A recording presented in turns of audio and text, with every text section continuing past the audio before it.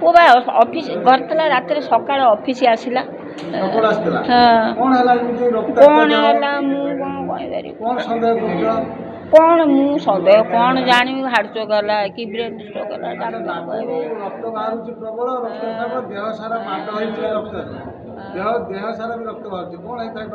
ମୁଁ ଜାଣିପାରୁନି ସନ୍ଦେହ ମୁଁ କ'ଣ ଜାଣିଛି ମୁଁ କ'ଣ କହିବି। ସେ ଭୋରୁ ଆସେ ପଳେଇ।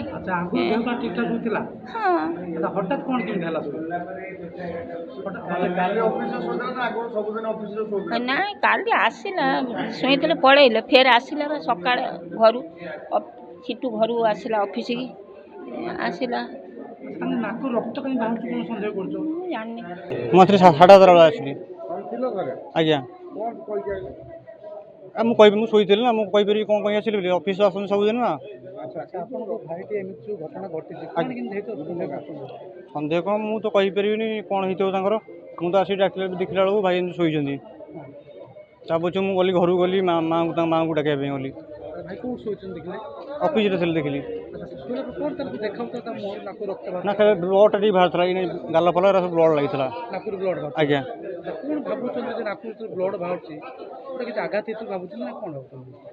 ସେଟା ତ ମୁଁ କହିପାରିବିନି ଯାହା ଇଏ ବାହାରିଲା ପରେ କହିବି। ଆଜ୍ଞା ଭାଇଙ୍କ ପାଖକୁ ଆସିଥିଲି। କ'ଣ କହିଲେ ପଇସା ନେବା ପାଇଁ ଆସିଥିଲି ଭାଇଙ୍କ ଘରୁ। 7:30 8ଟା ହେବ ଟାଇମ୍ ହେଇଥିବ। ଦେଖିଲା ଭାଇ ଶୋଇଛନ୍ତି। ମର୍ଣ୍ଣିଂ ଅଫିସ ଚାଲିଛି ନା ମର୍ଣ୍ଣିଂ ସେବାର ଚାଲିଛି। ମୁଁ ଆସିଲି 7:30 8ଟା ବେଳେ ଆସିଲି। ମୁଁ କହିପାରିବିନି ଭାଇ କେତେବେଳେ ଆସିଲେ। ଗୋଟେ କଥା କୁହନ୍ତୁ ଏଇ ଯୋଉ ଦେଖୁଛନ୍ତି ଭାଇର ନାକରୁ ବ୍ଲଡ ବାହାରୁଛି କ'ଣ ସନ୍ଦେହ କରୁଛନ୍ତି ସେଟା କୁହନ୍ତୁ। ଆଜ୍ଞା କ'ଣ ଭାବୁଛନ୍ତି ନାକରୁ ଯୋଉ ବ୍ଲଡ ବାହାରୁଛି ଭାବୁଛନ୍ତି କ'ଣ କହିଲେ ଯୋଉ ନାକରୁ ବ୍ଲଡଟା ବାହାରୁଛି ଏମିତି କ'ଣ ହେଇଥିବ କ'ଣ? ମୁଁ ତ ସେଟା ଜାଣିନି କହିପାରିବିନି ସାର୍। ମୁଁ ତ ଆସିଲି ଗାଲ ବ୍ଲଡ଼ ଲାଗିଥିଲା ସାଇଡ଼ରେ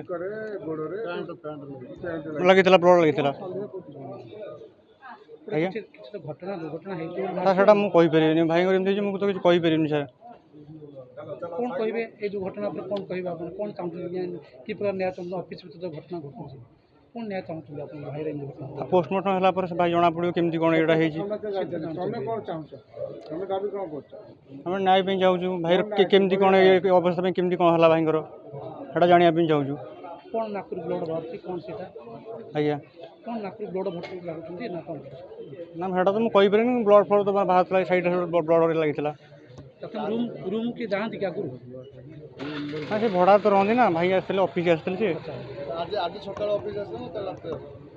କ'ଣ କହିଲେ ସେ ଆସିଥିଲେ ସକାଳେ ଆସିଥିଲେ ମାଇଁ କୁହନ୍ତି ସକାଳେ ଆସିଥିଲେ ମା ବୋଲି ମୁଁ ତ ଦେଖିନି ମୁଁ ଶୋଇଥିଲି। ମୁଁ ତା ପଛକୁ ଆସିଲି 8ଟା ବେଳେ ଆସିଲି 7:30 8ଟା ବେଳେ ଆସିଲି ଅଫିସ। ସବୁବେଳେ ସେ ରୁହନ୍ତି ଅଫିସ? ନାଇଁ ସେ ରହନ୍ତି ତାଙ୍କ ରୁମ୍ରେ ରହନ୍ତି ଭଡ଼ା ନେଇଛନ୍ତି ସେଠି ରହନ୍ତି। ଏଇଠି ଚାନ୍ଦାଲେ ରୁହନ୍ତି? ଆଜ୍ଞା ଘରେ ରୁହନ୍ତି? ଘର ଚାନ୍ଦବାଲିରେ ଭଡ଼ା ନେଇଛନ୍ତି ଘର। ଦେଖିଲା ବେଳକୁ କ'ଣ ହେଇଥିଲା? ମୁଁ ଦେଖିଲା ବେଳକୁ ଭାଇ ଶୋଇଛନ୍ତି ନାକରୁ ଏଇଟା ସବୁ ବ୍ଲଡ଼ ଲାଗିଛି ଇଏରେ। ଡକ୍ଟର ବର୍ତ୍ତମାନ ମେଡ଼ିକାଲ ଆମେ ଆଡ଼ମିଟ୍ କରିଛୁ।